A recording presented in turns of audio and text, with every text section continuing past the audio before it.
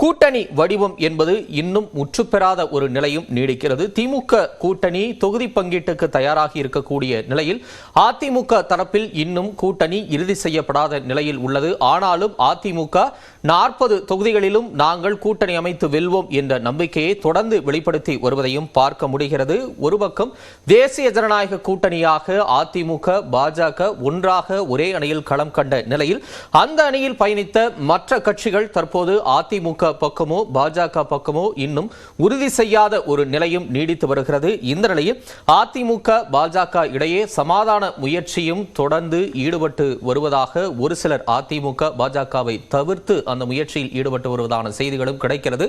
தமிழ் மாநில காங்கிரஸ் தலைவர் திரு ஜி.கே. வாசன் அம்முயற்சியில் ஈடுபட்டு வருவதான செய்திகளும் தொடர்ந்து அரசியல் களத்தில் எதிரொலித்து வருவதையும் பார்க்க முடிகிறது. இந்த நிலையில் அதிமுக பாஜக ஆகிய இரண்டு கட்சிகளின் தலைமையை அந்த தேசிய ஜனநாயக கூட்டணியில் பயணித்த கட்சிகள் யாருடைய தலைமையின் கீழ் இந்த தேர்தல் களத்தை சந்திக்கப் போகிறது என்ற கேள்வியும் கூடுதலாக எடுக்கிறது. ஒட்டுமொத்தமாக திமுக கூட்டணியில் இருந்தும் அதிருப்தியில் எங்களோடு இணைந்து பயணிக்க சில கட்சிகள் ஆயத்தமாகி இருப்பதாகவும் அதிமுக முகாமில் இருந்து தொடர் நம்பிக்கை குரல்கள் வெளிவந்து கொண்டிருக்கக்கூடிய நிலையில் இந்த கூட்டணி வடிவம் எப்போது முற்றுப்பெறும் என்ற ஒரு கேள்வி முதன்மையானதாக எடுகிறது. அதனை மையமாக கொண்டே இன்றைய சொல்லதிகாரம் நிகழ்ச்சி பயணிக்க இருக்கிறது. திமுக விசஸ் அதிமுக தயாராகும் தேர்தல் அறிக்கைகள் தயாராகி விட்டதா தேர்தல் கூட்டணி? நம்மோடு 5 சிறப்பு விருந்தினர்களாக இணைகின்றனர். அரங்கில் இருந்து இணைகின்றனர் அதிமுக செய்தி தொடர்பாளர் திரு குரலார் கோபிநாதன், காங்கிரஸ் கட்சியின் மூத்த தலைவர்களுள் ஒருவர் திரு கோபண்ணா. நேரலையில் நம்மோடு இணைகின்றனர் திமுக செய்தி தொடர்பாளர் திரு கார்த்திகேய சிவசேனாதிபதி, தமிழ் மாநில காங்கிரஸ் கட்சியில் இருந்து திரு விடியல் சேகர், விரைவில் நம்மோடு இணைய இருக்கிறார் விமர்சகர் டாக்டர் சுமன் சி ராமன். விருந்தினர்களுக்கு வணக்கம். முதல்ல திரு குரலார் கோபிநாதன், திமுக கூட்டணி பேச்சுவார்த்தையெல்லாம் ஒரு பக்கம் தொடங்கி தொகுதி பங்கீடு வரைக்கும் போயிட்டாங்க. அதனால அவங்களுக்கு ஏறக்குறைய சிக்கல் இல்லாத ஒரு நிலை இப்போ இருக்கிற வரைக்கும். ஆனால் அதிமுக இன்னும் கூட்டணியே இறுதி செய்யாமல் இருக்கே, எப்படி பார்க்கலாம்? இல்லை, ஒரு தேர்தல் என்கிற பொழுது அதிகாரப்பூர்வமாக கூட்டணி அறிவிக்காத வரை கூட்டணி கட்சிகள் எப்படி வேண்டாலும் மாறலாம். அதுதான் கடந்த வரலாறு நமக்கு அதைத்தான் சொல்லுகிறது. நீங்கள் 2014 பார்த்தீங்கன்னா புரட்சித் தலைவி அம்மா இருந்த பொழுது ஏபி பரதன் அவர்கள் டெல்லியில் எங்களோட அனைத்து இந்திய அண்ணா திராவிட முன்னேற்ற கழகத்துடன் எங்களுடைய கூட்டணி தொடர்கிறது என்று சொன்னவர் அந்த கடைசியில் அந்த கூட்டணி இல்லாமல் போய்விட்டது. அதே போல் தேமுதிக.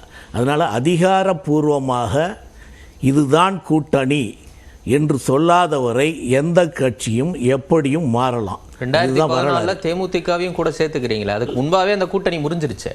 இல்லை, தேமுதிக வரும் என்கிற ஒரு நிலை இருந்தது. ஆனால் கூட்டணியில் இல்லை இல்லை இல்லை இல்லை அந்த அப்பொழுது இதே பத்திரிகைகளும் ஊடகங்களும் தேமுதிக மீண்டும் அனைத்து இந்திய அண்ணா திராவிட முன்னேற்ற கழகத்துடன் இணையும், அந்த கூட்டணியில் இருக்கும் என்று சொன்னார்கள். அப்படியா சொன்னாங்க? ஆமாம் ஆமாம், பத்திரிகையில் எழுதியிருந்தது. அந்த நிலைமையும் இல்லை. ஸோ அதனால கூட்டணி அதிகாரப்பூர்வமாக அறிவிக்காத வரை எப்படி வேணாலும் மாறலாம். ஒன்று.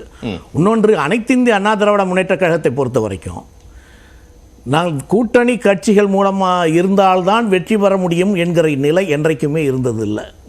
கூட்டணி கட்சிகள் இல்லை என்றாலும் தனித்து நின்று போட்டியிட்டு வெற்றி பெறுகிற சக்தி அனைத்து இந்திய அண்ணா திராவிட முன்னேற்ற கழகத்திற்கு உண்டு.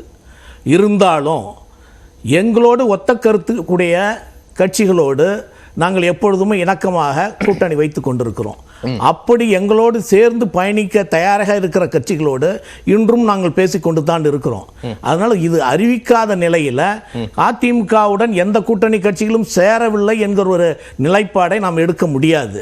நிச்சயமாக நம்மளுடைய ஜெயக்குமார் சொன்னது போல எந்த கட்சி வேண்டாலும் எந்த பெரிய கட்சி வேண்டுமானாலும் சேருவதற்கான வாய்ப்புகள் இருக்கலாம். இல்லை, ரொம்ப நாளாக அந்த வாய்ப்பை நீங்கள் எதிர்பார்த்துக்கிட்டே இருக்கீங்க, ஆனால் நடக்காத ஒரு நிலை தானே இருக்கு. அதுதான் நான் உங்களுக்கு ஆரம்பத்திலே சொன்ன வாய்ப்பை நாங்கள் எதிர்பார்க்கவில்லை. தனித்து நின்றாலும் வெற்றி பெறுகிற சக்தி அனைத்து இந்திய அண்ணா திராவிட முன்னேற்ற கழகத்துக்கு இருக்கிறது. ஆனால் ஒத்த கருத்துடையவர்கள், எங்களோடு தொடர்புகளே இருப்பவர்கள், எங்களோடு சங்கதிகளை சொல்லுபவர்கள், நாங்கள் இந்த கட்சியோடு சேர்ந்து பயணிக்க வேண்டும் என்று விரும்புபவர்களோடு நாங்கள் பேசிக் கொண்டிருக்கிறோம். அதுதான் பொருளை தவிர பேசுறீங்க அது தேவையில்லைன்ற நான் என்ன அதிகாரப்பூர்வமாக எப்படி இருந்தாலும் அறிவித்து தேவையில்லையா? இல்லை உண்மையிலே அந்த நீங்க அது தேவையில்லை என்ற என்னன்னா அதிகாரப்பூர்வமாக அறிவிக்காத வரை எந்த கட்சியுடன் நாங்கள் கூட்டணியில் இருக்கிறோம் என்பதை நாங்கள் சொல்ல வேண்டிய அவசியம் இல்லை. சரி, மேலோட்டமாவே சொல்லுங்களேன். தேசிய ஜனநாயக கூட்டணியில நீங்க இருக்கும்போது உங்க கூட பயணிச்ச கட்சிகள் கிட்ட பேசுறீங்களா, இல்ல திமுக கூட்டணியில இப்ப அங்க பயணிச்சுட்டு இருக்கக்கூடிய கட்சிகள் கிட்ட பேசுறீங்களா? அதுதான் இப்ப ரகசியத்தை இப்படி சொல்லலாமா அப்படி சொல்லலாமான்னு இல்ல, ரகசியம் இருக்கா இல்லையான்னு ஒண்ணு இருக்குல்ல. அதுதான் நீங்க முதல் ரகசியம் இருக்கிறா என்பதை நம்பக்கூடாது, நம்பாத அவர்கிட்ட எதை சொன்னாலும் இது இப்படி இருக்குமா அப்படி இருக்குமா தான் நீங்க கேட்பீங்க.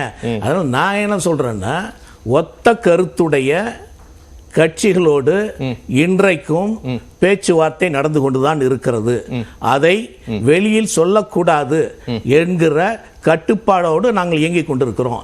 அதனாலதான் நாங்கள் அது வெளியில தெரிவிக்கல. ஒத்த கருத்துனா என்ன? ஒத்த கருத்து என்ற ஒரே கருத்து தான், திராவிட முன்னேற்ற கழகத்தை இங்கிருந்து வீழ்த்த வேண்டும், மத்தியில பிஜேபியினுடைய ஆட்சி வரக்கூடாது.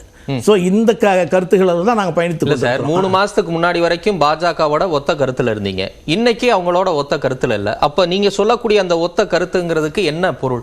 இதுதான் பொருள். திராவிட முன்னேற்ற கழகத்தை இந்த தேர்தலில் தோற்கடிக்க வேண்டும் என்பது ஒரு கருத்து. பாஜக தானே சொல்லுது.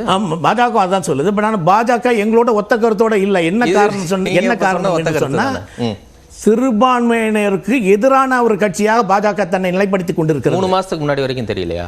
ஆமா, இப்பதான் நாங்க எங்களுடைய தேர்தல் வருகிற பொழுதுதான் நாங்க அதை அறிவிக்க முடியும். அப்ப அது சந்தர்ப்பவாதம் இல்லையா? எல்லாம் எந்த கட்சியும் நீங்க எடுத்துக்கலாம். அப்ப பாஜகவுடன் கூட்டணியில் இருந்தாங்களா திராவிட முன்னேற்ற கழகம்? அப்ப அவங்களுக்கு கட்சி ஆட்சியிலே இருந்தாங்களா?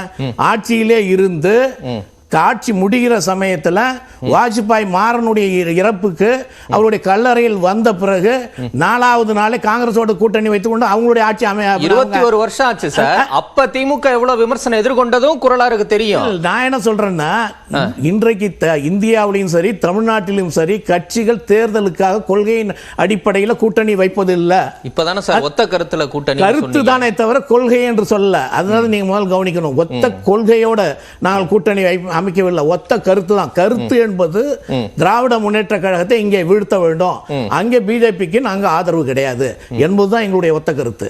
அந்த கருத்துல நாங்க தெளிவாக இருக்கிறோம். அதனால இவர்களை நாங்க சேர்க்க கூடாது அப்படின்னு இருக்கோம். அதுல அந்த கருத்துல திராவிட முன்னேற்ற கழகத்தை வீழ்த்த வேண்டும் என்ற ஒத்த கருத்துடைய கட்சிகள் எங்களோடு பேசிக்கொண்டுதான் இருக்கிறார்கள். அது நிச்சயமாக காலம் வருகிற பொழுது நாங்கள் தெரிவிப்போம். சரி, திரு கார்த்திகேய சிவசேனாதிபதி, அதிமுக கூட்டணிக்கு தயாரா இருக்கு. ஏற்கனவே பலமுறை சொன்னாங்க, இப்பயும் குரலாரும் சொல்றாரு, திமுக கூட்டணியிலிருந்து கூட எங்க கட்சிக்கு வருவாங்க, பெரிய கட்சி வருவதற்கான வாய்ப்புகள் கூட இருக்கு அப்படின்னு. அந்த கருத்தை எப்படி பாக்குறீங்க? கலைஞர் ரொம்ப வருடங்களுக்கு முன்பு சொன்னாருங்க, ஒரு தமிழ் மொழியிலே ஆ என்கிற வார்த்தையை எழுத்தை இப்போ சைவத்துக்கு முன்னால் அசைவம்னு போட்டால் சைவத்துக்கு எதிரானதுன்னு ஆயிடும். அதே மாதிரி திராவிட முன்னேற்ற கழகத்திற்கு, திராவிட சித்தாந்தத்திற்கு தந்தை பெரியார், அறிஞர் அண்ணா இவற்றை எல்லாம் வளர்த்தி உருவாக்கி அந்த சித்தாந்தத்துக்கு எதிராக அனைத்து இந்திய அண்ணா திராவிட முன்னேற்ற கழகம் அதிமுக இருக்கிறது என்பதை மறுபடியும் அதிமுகவின் இப்பொழுது பேச்சாளர் அவர்கள் ஸ்போக்ஸ் பர்சன் நிரூபித்திருக்கிறார்கள். ஒத்தை என்ன சித்தாந்தம்னு நான் தெரிஞ்சுக்க விரும்புறேன். அதிமுகவுடைய சித்தாந்தம் என்ன ஒன்று, என்ன கருத்து, ஒத்த கருத்துன்னு சொல்லி திருப்பி திருப்பி சொல்றாங்க. என்ன கொள்கை, என்ன திமுகவை எதிர்ப்பது மட்டுமே இவர்களுடைய கொள்கையா? அப்படின்னா சமூக நீதிக்கு எதிரான, ஒன்றிய மாநில அரசின் உரிமைக்கு எதிரான, இது எல்லாருமே அதிமுக எதிரியா? சமூக நீதிக்கு நாங்கள் எதிரின்னு சொல்லிட்டோம், இல்ல மாநில உரிமைகளுக்கு எதிரின்னு சொல்லிட்டோம், இந்திய ஆதிக்கத்திற்கு நாங்கள் ஆதரவு கொடுக்கிறோம்னு அதிமுக சொல்ல போகிறதா? ஒத்தை கருத்துல யார் யார் இருக்காங்க? எனக்கு தெரிந்து பாரதிய ஜனதா கட்சியை தவிர வேறு யாரும் இப்படி இன்னைக்கு இப்ப வரப்போறது திரு நரேந்திர மோடி அவர்களுடைய ஆட்சிக்கான. இல்ல, நீங்களும் பாஜகவை எதிர்க்கிறீங்க, அதிமுகவும் பாஜகவை எதிர்க்கிறாங்க. நீங்க சொல்ற அதே காரணத்தை தான் அவங்களும் சொல்றாங்க. சிறுபான்மையினருக்கு விரோதமா இருக்கிறாங்க, சமூக நீதிக்கு விரோதமா இருக்கிறாங்க, மாநில உரிமைக்கு விரோதமா இருக்கிறாங்க. அதனால நாங்க பாஜக கூட இனி ஒட்டுமில்லை, உறவுமில்லை, தூக்கத்திலிருந்து எழுப்பி கேட்டா கூட நாங்க இதைத்தான் சொல்லுவோம், பாஜகவோட கூட்டணி இல்லைன்னு. அப்படியே மறுபடியும் நீங்க பாஜகவோட இணைத்து அதிமுகவை பிராண்ட் பண்றீங்க. இது தேர்தல் முடிந்தவுடன் நம்ம இதற்கான பதில் உங்களுக்கு சிறப்பாக கிடைக்கும். இவங்க என்ன பண்ணுவாங்கன்னு சொல்லி நம்ம பார்க்கலாம். இல்ல, பிரச்சாரத்துக்கு உங்களுக்கு வசதியா இருக்குன்னு அதை செய்யறீங்களா? எங்களுக்கு எங்க பிரச்சாரம் வந்து திராவிட முன்னேற்ற கழகத்தின் பிரச்சாரம் நீங்க பார்த்திருப்பீங்க. என்னைக்கும் எங்கள் சித்தாந்தத்தை நம்பி, எங்களுடைய தேர்தல் அறிக்கையை நம்பி, எங்கள் கொள்கையை நம்பியோ தவிர, எங்களுடைய கூட்டணியே ஒரு கொள்கை கூட்டணி தான்.